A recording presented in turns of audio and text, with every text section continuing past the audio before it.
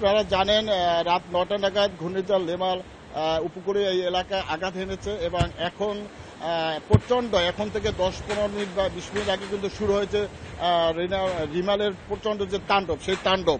আমি একটু দেখাতে চাই যে কুয়াকাটার যে সৈকত রক্ষা বা যে বেড়িবাঁধ সেই বেড়িবাঁধের পানি কিন্তু একদম বেড়িবাঁধ থেকে মূল যে বেড়িবাঁধ সেই বেড়িবাঁধের কাছাকাছি এসে পড়েছে এবং অনেক উঁচু উঁচু ঢেউ প্রায় ১০ থেকে ১২ ফুট উঁচু ঢেউ কিন্তু এই একদম কিনারে এসে পড়েছে। সাধারণত এর আগে যখন মোখা ফণী আমপানের সময় কিন্তু একদম মধ্যরাত বা ভোররাতে যখন ঘূর্ণিঝড় আঘাত এনেছিল তখন কিন্তু ঠিক এইভাবেই কিন্তু পানি এই একদম বেড়িবাঁধের কাছাকাছি এসে পৌঁছেছে। সেই বিষয়টি কিন্তু এখন থেকে প্রায় আধা ঘন্টা ধরে কিন্তু আমরা লক্ষ্য করছি যে এখানে সাগরের যে পানির যে ঢেউ সেই ঢেউর সেই তাণ্ডব লীলা কিন্তু দেখা যাচ্ছে। আরেকটি বিষয় হয়েছে যে এখানে গত ১ ঘন্টা ধরে ভারী বর্ষণ হয়েছে এবং বাতাসের যে তীব্র গতি সেই গতি কিন্তু আমরা ধীরে ধীরে বাড়তে দেখছি। মূল কথা হলো যে ঘূর্ণিঝড় রিমালের যে তাণ্ডব সেই তাণ্ডব কিন্তু শুরু হয়ে গেছে। আমরা যোগাযোগ করেছিলাম যোগাযোগ বিচ্ছিন্ন রাঙ্গামাটি উপজেলার কয়েকটি চরাঞ্চলের জনপ্রতিনিধির সাথে স্থানীয় জনপ্রতিনিধির সাথে। তারা বলেছে সেখানকার যারা বেড়িবাঁধের বাহিরে যারা ঝুঁকিপূর্ণ অবস্থায় ছিল তাদেরকে কিন্তু প্রায় 3 ভাগে 2 ভাগ মানুষকে তারা আশ্রয় কিন্তু তারা নিতে সক্ষম হয়েছে।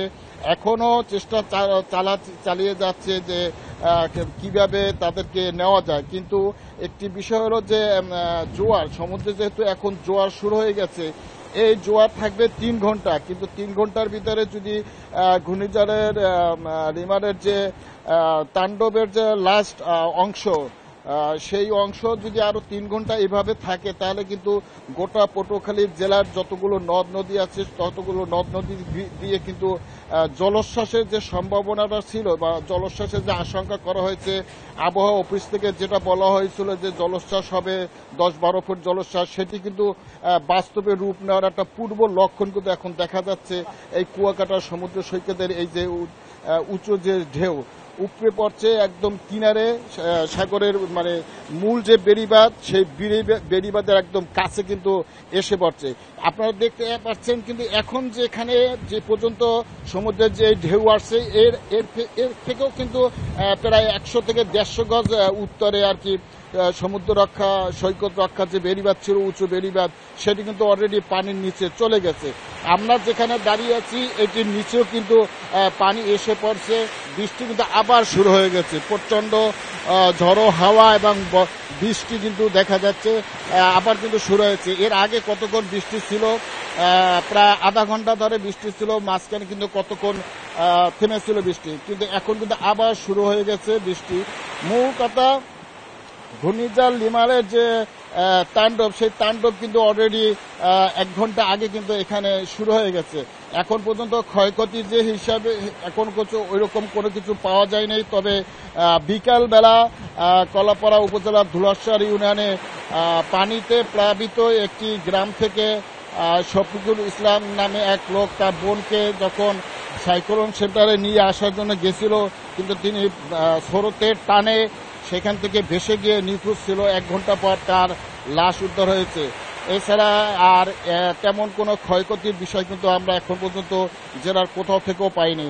তবে জলোচ্ছ্বাসের যে বিষয়টি সেটি হলো যে আর 1 ঘন্টার মধ্যে এই যে জোয়ারের যে চাপ এই চাপের যে বলেশ্বরে এবং আমাদের যে রামনাবাদ চ্যানেল এই দুটি চ্যানেল থেকে যদি এই পানি জোয়ারের পানি প্রবেশ করে তাহলে পটুয়াখালী জেলার পায়রা আন্দারমানিক আগুনমুখা যে কটি নদী আছে তেঁতুলিয়া নদী প্রতিটি নদী কিন্তু প্লাবিত হয়ে গেছে। অলরেডি বিকালেও কিন্তু আমরা সেখান থেকে মেসেজ পেয়েছি যে জোয়ারের পানিতে প্লাবিত হয়েছে এবং বেশ কিছু মানে শতাধিক ঘের বিশেষ করে রাঙ্গামাটি উপজেলার শতাধিক ঘের কিন্তু পানিতে একাকার হয়ে গেছে।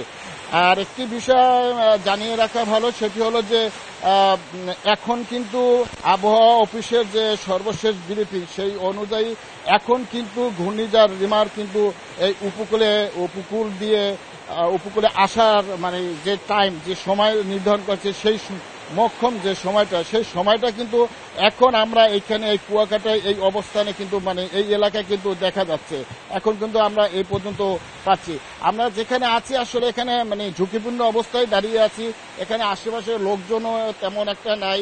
ঢাকা থেকে যে সকল সংবাদকর্মীরা আসছে তারাও কিন্তু গাড়িতে বসে এক স্থান থেকে আরেক স্থানে গিয়ে লাইভ টেলিকাস্ট করছে। তার মানে কোনো একটা স্থানে যে দাঁড়িয়ে মানে ঝড়ো হওয়ার এমন যে তাণ্ডব, কোনো একটা স্থানে যে দাঁড়িয়ে লাইভ টেলিকাস্ট করবে সেরকম অবস্থাও কিন্তু এখন এই ঝড়ের ভিতরে আমরা এখন পর্যন্ত দেখতে পারতেছি না।